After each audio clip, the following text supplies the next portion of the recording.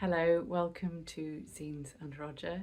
This is a crochet podcast, so we're going to chat about some of the whips I've been working on in the last few weeks. My name is Rosina. I'm a crochet designer and I am coming to you from the southwest of the UK. I have no course of action as usual. Let's just wing it and see what happens. My hands have landed on other hands in the form of chunky mittens. I made these yesterday actually. Well, I made one yesterday and one a few days before that. I seem to have a frog residing in there. These are because I want to do a tutorial, and using chunky yarn means that I can do a tutorial relatively speedily. I'm not, generally speaking, a fan of chunky yarn. I think crochet can be way more elegant when using finer weights of yarn. However, for tutorial purposes and also like a quick fix crochet project, chunky yarn has its place. So these mittens, I've written up the pattern. It will be free on my blog, and then I'll record a tutorial to go with it.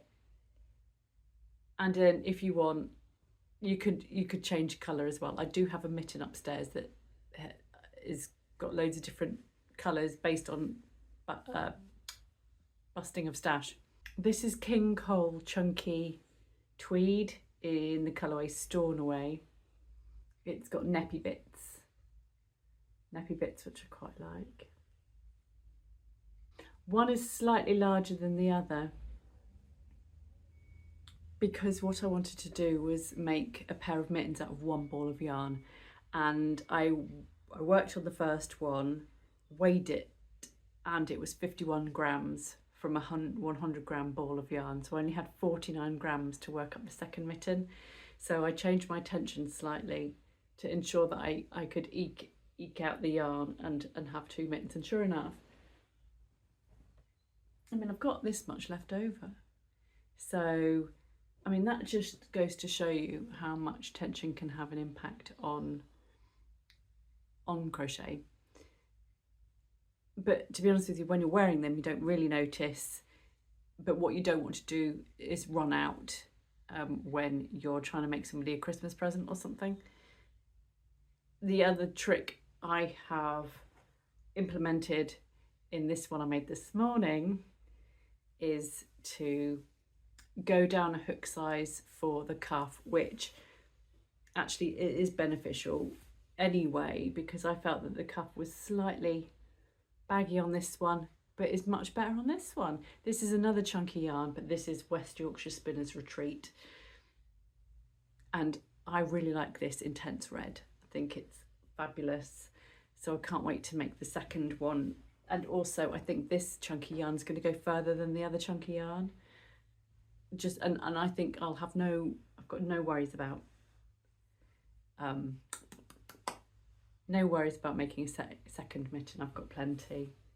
But the colour is, I think, the colour is called Recharge, and it's that. I don't have a label for the King Cole stuff. I don't know where it's gone. And then the tutorial will probably be leftovers of the West Yorkshire Spinners Retreat, because I've got loads of different shades left from a jumper that I made ages ago. I'm also experimenting with colour changing yarn, which it's not my favourite, but it does look very, very pretty in the ball. But I may have mentioned this before once or twice, I am not a fan of colour changing yarn. I like to be in control of the colour changes, and so when it's dictated for me, it makes me feel wrong. However, I know that lots of you love it, so you know, who am I to argue?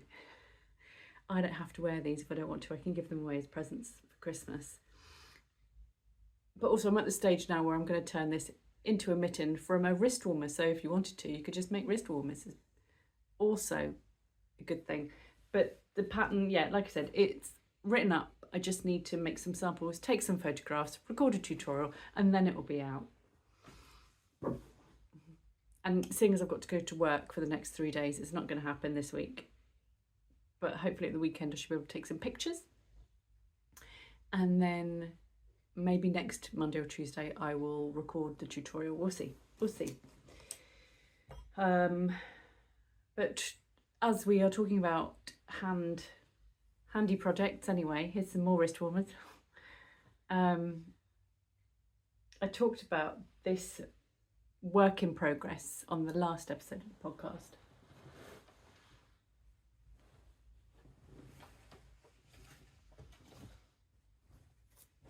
I was talking about this one here.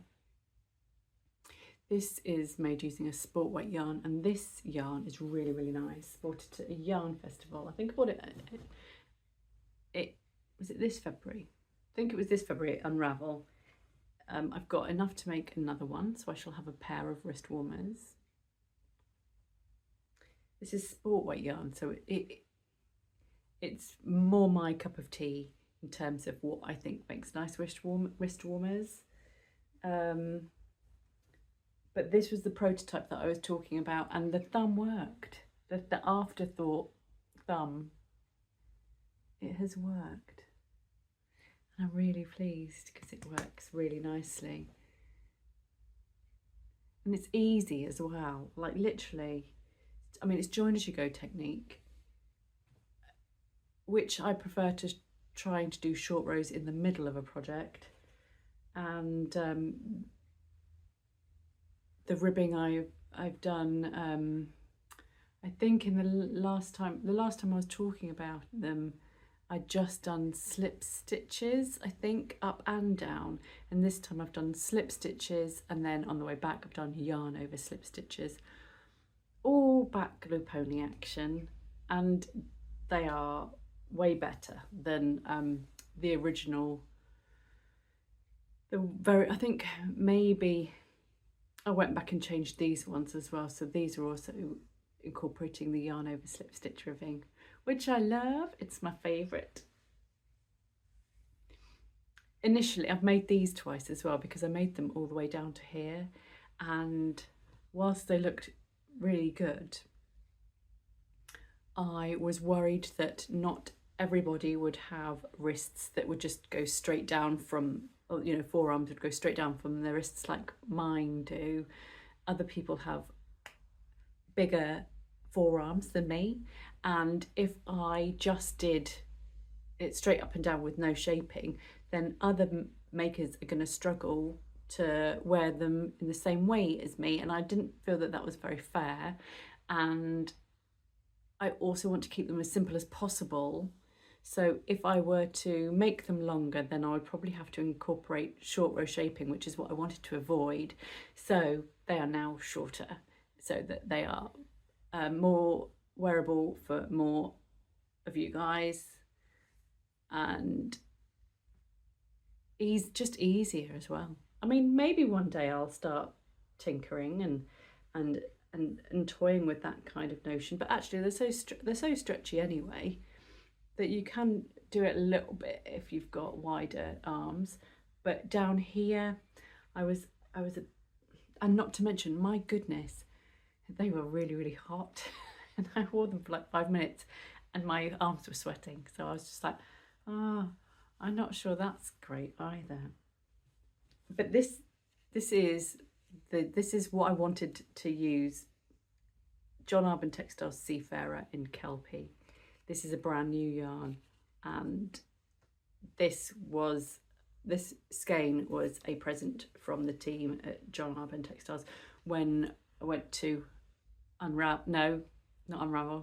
Wonderwool in Wales in April. I got a skein, Faye from the Body got a skein, and Michelle from Dora Explored got a skein, and we've all been working on designs that use one skein of yarn for the Seafarer, just for fun, see what we could come up with. Michelle has done a hat, I've done wrist warmers, and I'm not sure what Faye's doing, because I think I might have stolen the wrist warmer category. I didn't mean to, it's just because we were doing it in secret. But I'm behind. I should have had these done like, I don't know, 2 weeks ago. And I can't speak for Faye. I think she's in the same boat in that she's behind as well. So I'm not sure what she's done. So that's exciting, something to look forward to. But my Seafarer are wrist warmers, and I want to do mittens. And I might revisit the length, the longer ones, maybe with some short row shaping, or I might avoid it entirely. But let's focus on turning these into a pair of mittens as an alternative as well, because I saw somebody online the other day saying that wrist warmers were pointless. I don't agree. I really like them. I think it was somebody who was on a knitting podcast saying that they thought lots of people had said to them that they thought they were silly because it makes your fingers get cold. But no, they have their uses. I need to be able to have access to my fingers sometimes. They've got lots of structure to them. I really like them. I wish I could have released it already, but again, I haven't. Do I focus on just getting the wrist warmers out there, or shall I take my time and incorporate mittens into the pattern as well? Or just release the wrist warmers first and then worry about the mittens later on down the line, because I could also do a cowl to match. That would be fun. And the Seafarer colours look really nice. I think there's 24 in the range and they do look very pretty. But seeing them now released and all those shades, it has made me think of a cardigan design that I'd love to do as well. I think mittens will be a bit more complex in terms of, because I've worked them flat and then you fold them over, there would be some shaping involved at the top that would take a little bit more thinking about. But that's okay. I don't think it would be too tricky. I just think it would be requiring a touch more concentration.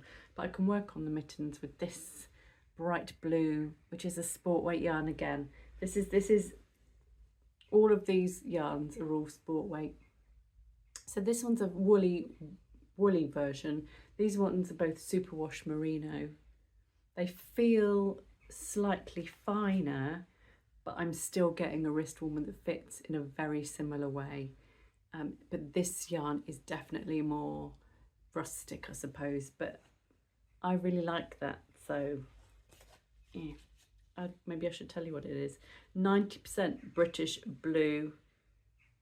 It's Exmoor Blueface Leicester, Devon Close Wool and Romney. Those are all the sheep wools, and then there's 10% silk as well, so it's pretty nice. It's fancy.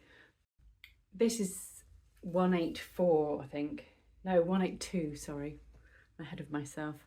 This is 182 of Inside Crochet magazine, and I am showing it to you because I have a design in it, but not just because of that, but I've also made something and I want to show you what I made.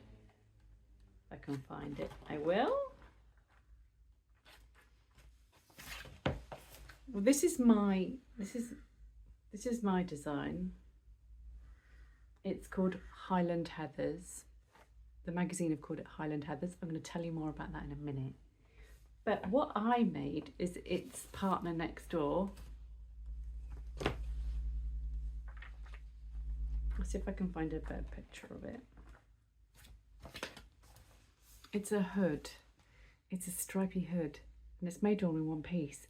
And I really enjoyed it. It's fabulous. I've made it. It's by Zoe Curtis, who's a fabulous designer, and I really like her style and the things that she comes up with. This was a really easy pattern to do, and if I'm feeling brave, I will put in a picture of me wearing it, but I'm not wearing any makeup, and it was just like a quick snapshot, just to, so I could post a picture to Zoe and go, look, I've made it, look, it's fabulous, thank you so much. It's a birthday present for my sister, and she should have got it today, but what if she hasn't? I don't know. But I just thought it'd be a really good present because the yarn I used is yarn that she spun from our dad's alpacas, which I think's a pretty cool full circle moment. So I mean, we haven't got as many alpacas as we used to have, and I say we, I use that term loosely. I mean, I've had nothing to do with raising alpacas at all. I know nothing about them, apart from once I had a cuddle with one, but was a bit scared in case it was going to spit in my face or something. But anyway, one is a natural brown of an alpaca fleece, and the other one my sister dyed with, I think, indigo, or it could be the woad she grew.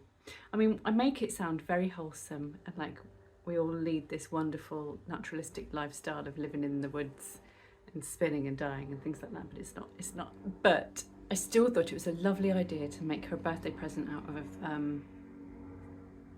the alpaca that was raised on the farm and spun by my sister, and I have reworked it up into something that's practical and usable for her, so she can go down the farm and feed the animals in it in the winter and not get too cold. Because the hat I made her last year falls off every time she bends over to pick up a bucket of water or something. Oh, I feel like that's sort of like half a story and you want to know the rest, but oh God, I don't pay enough attention to these things because I'm just busy. Maybe one day I'll have to go down the farm and take a little film, and then you'll realise how unglamorous it is, and you'll be like, why have you shown us this? Yeah, I don't even know if we've got the alpacas anymore because I pay so little attention. There might be one or two left. Anyway, let me tell you about the shawl that sits side by side, that wonderful hood.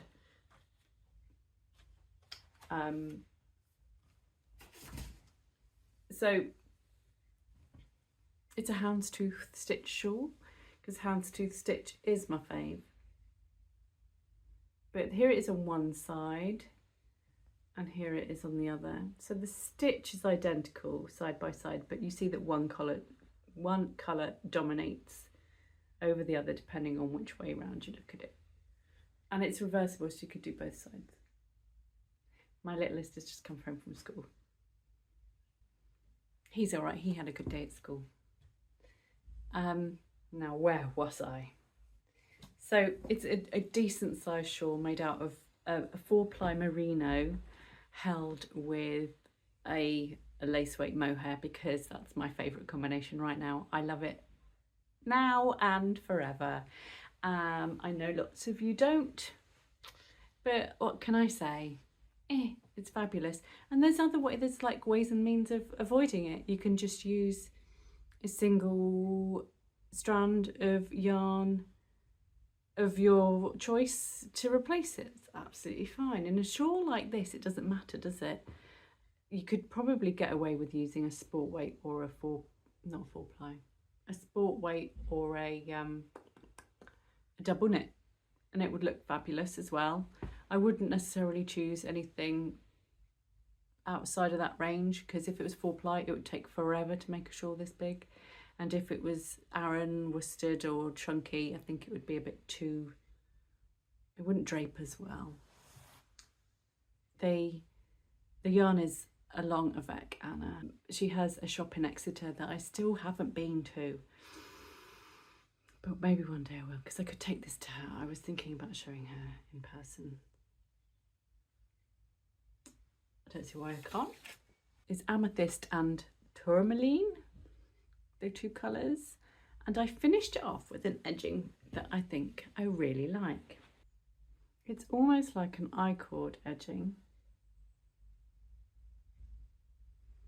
but it's not a knitted I-cord edging. I mean, you can tell that it's not. It's got a bit of angle on it. It's not as smooth can be, but it's almost there. And that's me being pernickety, because actually it's quite a good pretend version of it without doing. There's a really annoying crochet I-cord method which involves perhaps 2 hooks or a hook and a knitting needle, where you're working with 3 loops on your hook the whole time and constantly swapping. It's sort of like a cross between knitting, Tunisian crochet, normal crochet, and I don't know, being punched in the face. It's horrible, and I can't do it without getting in a pickle. I can do it, but it's not natural to me.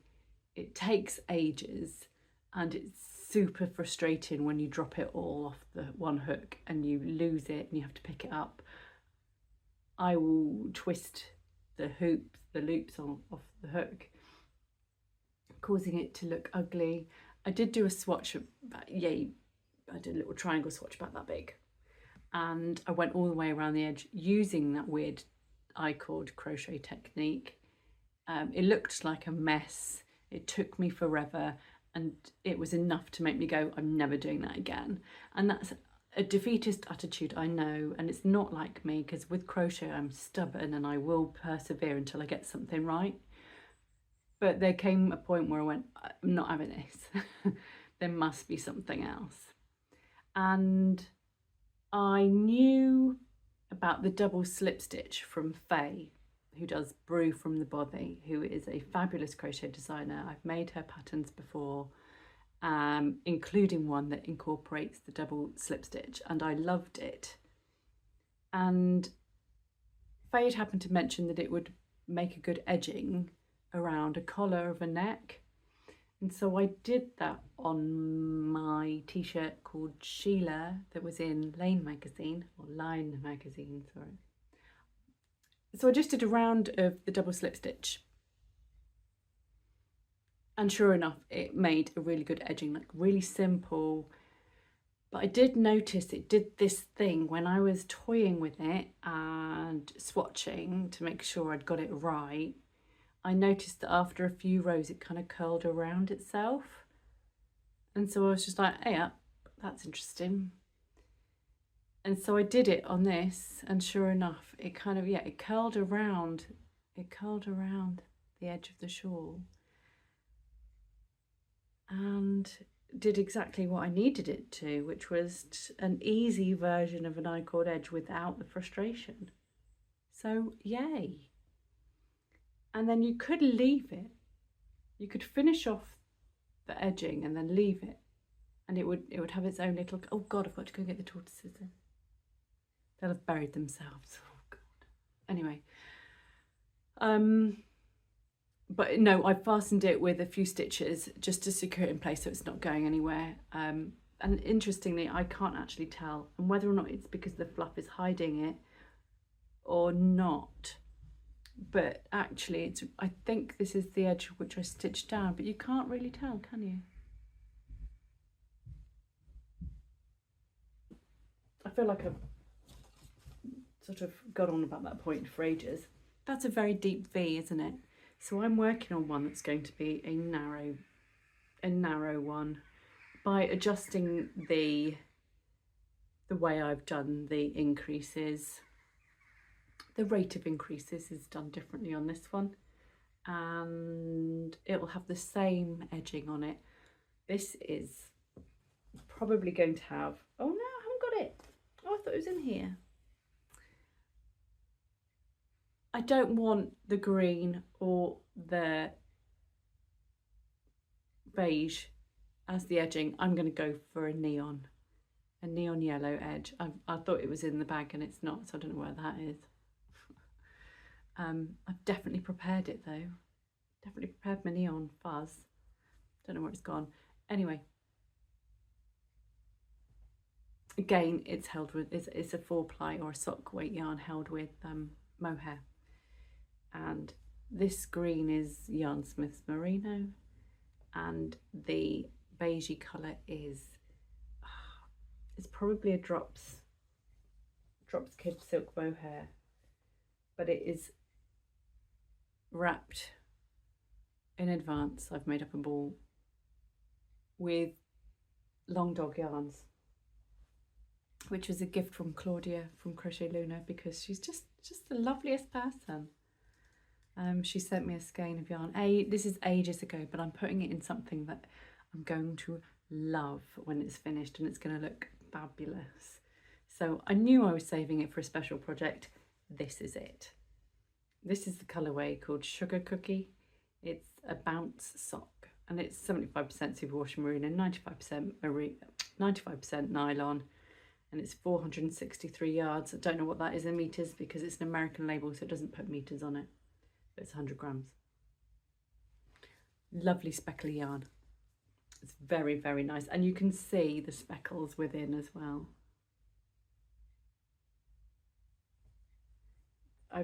I've started making that yonks ago, yonks, can't remember, and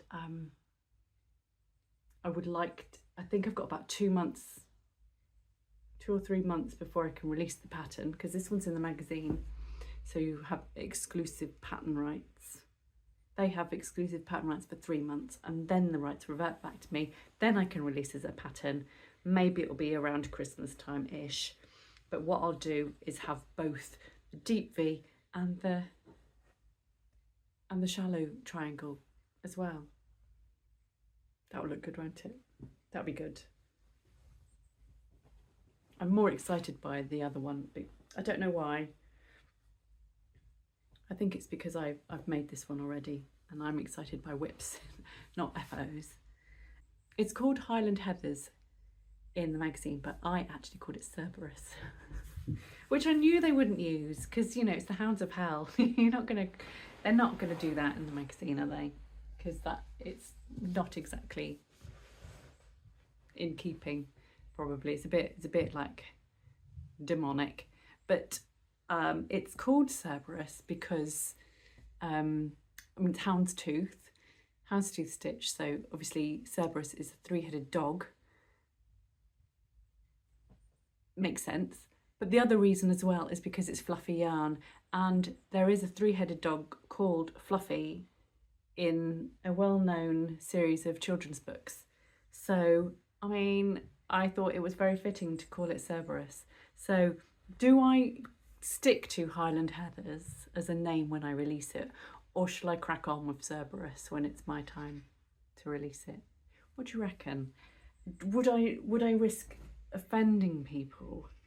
This is always sometimes I come up with really good names for things, and then like I talk myself out of it because there's always a reason why it could be offensive to somebody. And I'm not talking like anything really rotten and like super offensive, but just what is literally, I was worried about Fuzzy Duck and Ducky Fuzz because I thought people would go, oh, I see what you're trying to do there, and it's an outrage.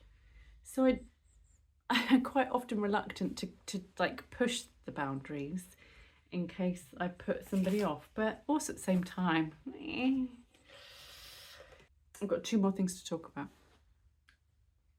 Yeah. I got this in the post, Crochet Socks That Rock. Because I'm going to do a book tour for Anna Nikki Pirowitz, who is a fabulous crochet designer. I love her stuff. She's done some books before. I think there's one on mosaic crochet, but is it the one that was mosaic and knitting? I can't remember. But let's see if I can, right, I'm dithering about which ones to do because I could just do basic socks. There are a couple of different basic socks in here that you could do, and the book talks you through step by step socks on my feet how to do it, and it's fabulous. So I was thinking I will probably do potentially a toe up basic sock,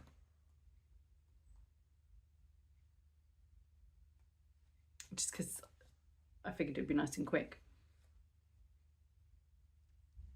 Maybe I could do these, just basic toe up socks, and they're shorties as well, so less work to do.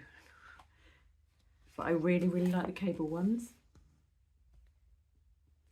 and if I have the time I'd love to do those, but I think I'm supposed to be on my day on the book tour like in a few days, so I mean I haven't started yet.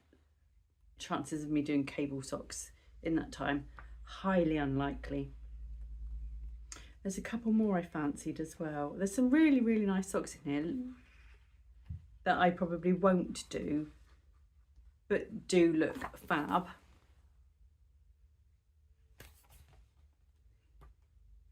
But the other ones I'm thinking of, let's find a good picture of them there.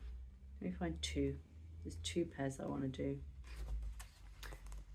Those are like linen stitch, which I'm drawn to. Or these ones. And one of the reasons, because they're going to be really quick. But the yarn I've chosen is this, which is the reason why I might not do those latter ones, because I don't think that this yarn would sing as beautiful a song in a taller, bigger stitch. I think a small stitch would be better with this one. And so maybe the linen stitch socks, or maybe the basic socks. I haven't decided, but this is a frogged project. I was doing the stop, pop and something or other. That was the crochet project shawl that made the most of this zip yarn. It's by the Wool Kitchen, and the Wool Kitchen is run by a lady called Helen, I think, and she is very well known for her zip yarns, which is where you have a section of brightly coloured dyed area with the rest of the yarn being just a plain shade. So this one's like a weird aubergine colour, really nice, with a pastel strip of rainbow zip. I think that would look really good in a pair of socks. Got a bit of neon in there. Yeah, that's what I think I'm going to do. But whether I was going to do like a contrast toe, but do you know what? I'm dithering way too much. I'm just going to crack on and use that and that alone. And that will be at least 1 sock or half a sock to do a couple of pics with. And then finally, I did a bit of shopping. I treated myself to a book. I've bought this, it's called Lumiere.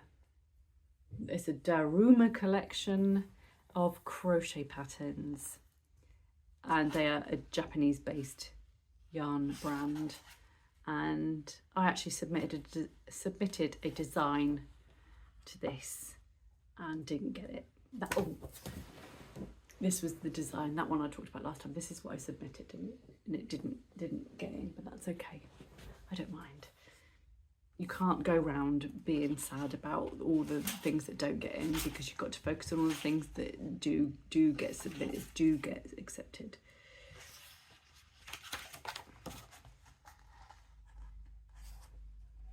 Let's do a little, I feel like I'm a primary school teacher when I hold a book like this. There's some really, really pretty designs. Actually, I really like that granny hood. I never thought I'd be like a balaclava person, but it turns out that actually I am. Love that hat. It's really nice. Really nice. It's funny when you look at a collection like this and you go, oh, I can see why mine didn't fit. I can see. So, you know, stuff like that, you can just like use it, learn from it.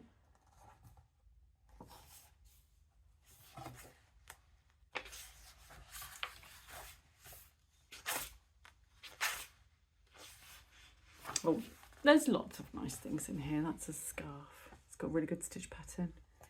So I treated myself to that, but it was like 15 quid, right? But the postage was the stinger. The postage was £11. So this is like a treat, but it's a forever book. So I don't mind every now and again.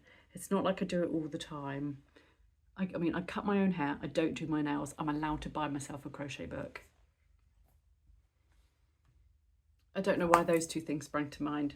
I mean, you know, because some people just spend a fortune, don't they, on getting their hair done and getting their nails all gelled and that. I've never had a manicure in my life. I've never had a massage in my life. I've been cutting my own hair for the last 3 years just because I know what I want. And every time I went to the hairdresser, I would come out disappointed. So now I don't have to do that, and I save myself loads of money. So that means I can lavish myself with gifts about crochet. That's it. I'm going to go and get the tortoises in now because I'm worried. I bet you any money Ludo has buried himself because he does it every time. He's got 2 weeks before bedtime. 2 weeks. He's not allowed to go to the underground bedroom yet. I know they're desperate for sleep. It's brumation season, isn't it? They want to go down, but if you put them down too early, then they could starve to death in their brumation period. You don't want that to happen. So I need to like stave off the sleep for another few weeks. They go to bed in November, usually around November the 1st, and then I wake them up the first couple of weeks of March, and that's a good amount of time for them. Any longer and I would worry that they wouldn't have like the fat storage to keep going. That's not about crochet, so I'm going to go. Thank you ever so much for watching. I'll see you again next time. Cheerio, bye-bye.